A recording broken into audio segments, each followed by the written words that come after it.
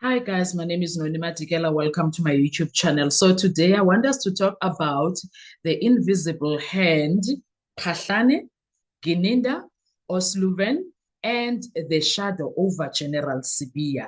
There is something there that is happening, but as the public, we don't know. Maybe them, the SEPs, and the people high up know what is that all about.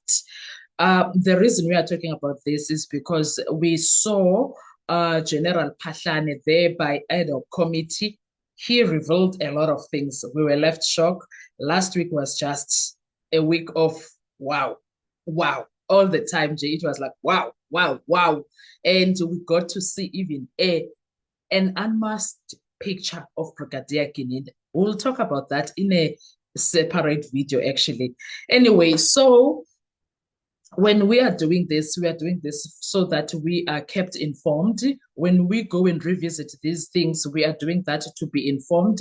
We are doing that to know things that we don't know, to analyze them for our own benefit, so that we're not here in the country and sitting like stooges who don't follow what is happening in their very own home. Ne? That is why we do this. So the one thing that came to mind when Phahlane was done with everything, I was like, what if the Senzumewa case was never just about evidence, but about power? What if investigators weren't simply appointed, but positioned? What if it's that? And what if the loudest voices calling for justice were operating outside the law, yet inside the system? So today we are not speculating, we are not gossiping, we are not accusing anyone. We are not accusing. We are doing something far more dangerous than that. We are connecting Son's testimony because we heard a lot of things in these testimonies last year. And now we are back at it. That is why now we are going to look into Lieutenant, we're going to do a breakdown of what Lieutenant General Khomotso Phahlane told Parliament, what it implies about Brigadier Bongani Gininda, the role of Paul O'Sullivan, and why Shadrack Sibiya now sits at the center of institutional reckoning. That is what we are trying to do here. You guys are going to assist me. We on the comment section and give your own views also. Phahlane didn't come to Parliament to speculate. He came angry. He's a very angry man. He measured the situation. He prepared himself for that. Under oath, he made a claim that detonated through SEPs. IPID was captured. That is what he said. Not weakened, not misled, captured. If you don't believe me, please go watch his evidence or testimony or whatever that he was doing while he was there in Parliament. According to Phahlane, a private individual, Paul O'Sullivan, along former IPID leadership, exercised undue influence over which senior officers were targeted and which narratives dominated the media. This wasn't framed as opinion. This was framed as systemic interference. And the key point, here is the key point that viewers must understand when it comes to this. Phahlane was not defending corruption. No, he wasn't. He was alleging process manipulation. That distinction changes everything. He did not say there's no corruption. He did not say SEPS is not corrupt. He did not say people that worked for SEPS are not corrupt. That's not what he said. He was saying the process was manipulated. Okay, now let's go to Paul O'Sullivan, a power without a badge. That's something that he spoke about, and you heard it. If you were listening to that evidence, you heard all of that. Paul is not SEPS. He is not IPID. He holds no constitutional mandates whatsoever. Yet Phahlane testified that Paul influenced investigations. If how, why, who gave him authority, I don't know. Shaped the public narrative through journalists. Do you remember Julie, sorry, do you remember oh my God, how dare I? Do you remember Sbusiso Nhlanhla Mkhwanazi? General Sbusiso Nhlanhla Mkhwanazi, do you remember him saying that journalists are also part of the problem? Do you remember? Yes. Phahlane touched on that. It can't be lies if people are also mentioning it. Other people are mentioning it. It can't. Something got to give here. Do you remember that? And he says, also Paul operated as a de facto accountability authority. And let's be precise, this is not illegal by default, but it becomes exclusive when investigators appear aligned. When they appear aligned with something, it becomes very, very illegal. Appointments, when appointments overlap with private pressure. When prosecutors collapse after years, or prosecutions collapse after years of noise.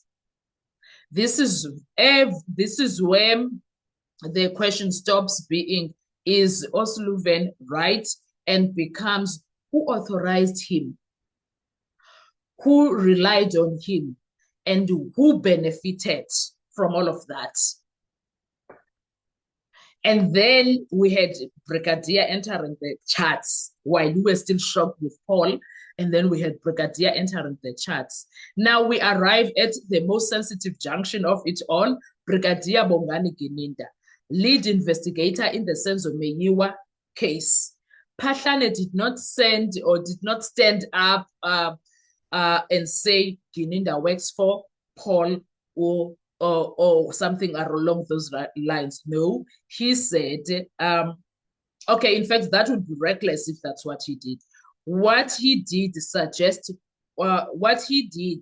suggested something that is more dangerous than that. He said that investigative authority was influenced, that appointments were not cleanly insulated, that the private actors hovered inside state processes. Here is the legal reality viewers must hear clearly. There is no public document proving Paul O'Sullivan appointed Gininder.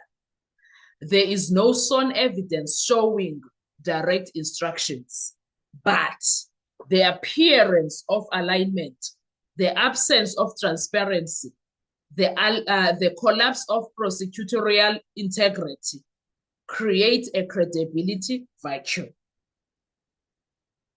And in law, vacuum breeds reasonable doubt. And I'm sure now people are sitting wondering, where does Paul enter into this? Where does Paul enter into appointments of SEPs? And why Gininder? Why Gininder for the Senzo Meyiwa case?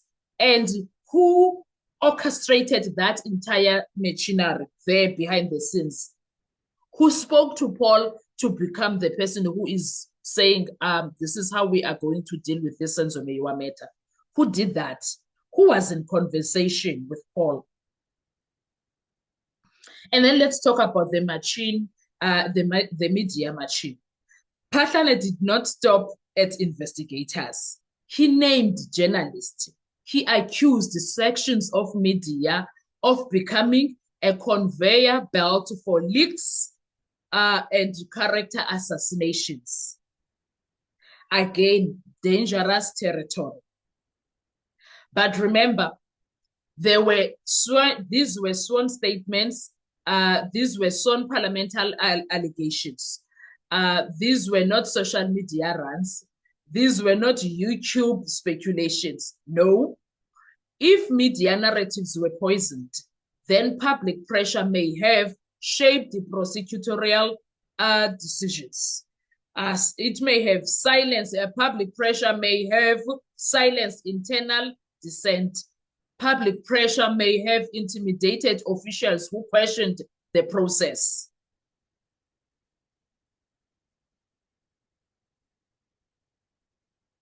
And once media becomes part of the investigation ecosystem, objectives collapse. So guys, when you are sitting there, you're like, no man, just know you're on the money. When your brain starts to go left, right, center, below, above, whatever, you must know you are on the money, because why that something is official and you are onto something. Please remember that. And then there is General Sibiya. Let's look at why General Sibiya matters in the entire situation. Now we arrive at General Shadrack Sibiya's situation. Sibiya did not accuse Phahlane. Phahlane did not accuse Sibiya, but Parliament placed them in the same inquiry for a reason.